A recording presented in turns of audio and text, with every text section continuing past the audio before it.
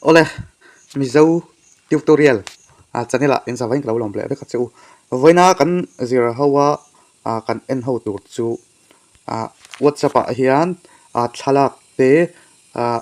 video te khami kha kan in thon thina khami kan in thon kha voi khat chia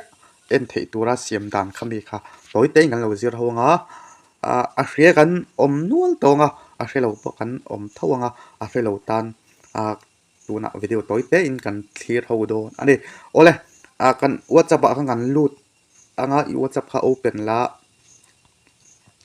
ti chuanin hetin alo om ta a kan group du ber amo mi kan thon tur kan train te kan thon tur ang kan lut anga ke chuan ka file siam chapa in ka lut angai ti hian video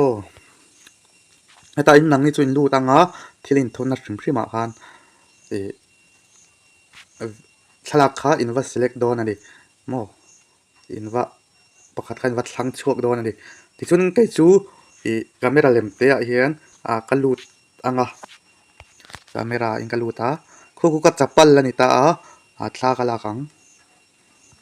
ti chun khumi khoni ta ti chuanin mi khan one view mo vai khat chi en thei tur kan siam don awang khan helai one hi in monga ta ingan metang ti khan omanga hei one in tikhi hei one in tika emi one khat tik tur ani mo one khat in tikanga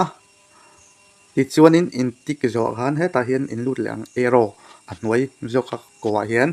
ta hian thil in type thein du chuan hei ta hian mo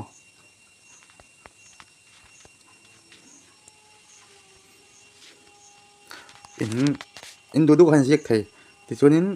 sen na arrow khai in metang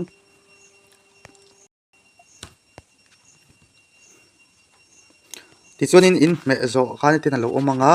in group omna mo in train te in va thona khan tin alo omanga voi khat chi an en thei dona one view mo voi khat chi khan en thei dona khan bi an en zo kha chuan an en non thei to don lawa khatianga siam dan khan ni a hria kan om rolin hrelo tam tak kan om dona chu wang chu comment lama khan hi chu ka hre to lom ram ti oi lo a hrelo tan ani kan siam ni mo ole khati zong kha voina kan en ho thei chu ni ti chuanin ka channel hi ilo hlok puya ilo hlok puya ni chuan khongai takin min lo subscribe sakla like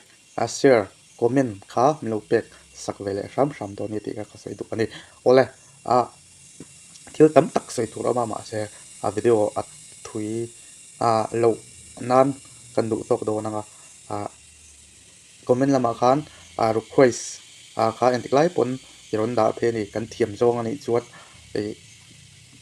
lo ti chua zel kan tum don nia in zawa in ni man nuam mang tha le vek ule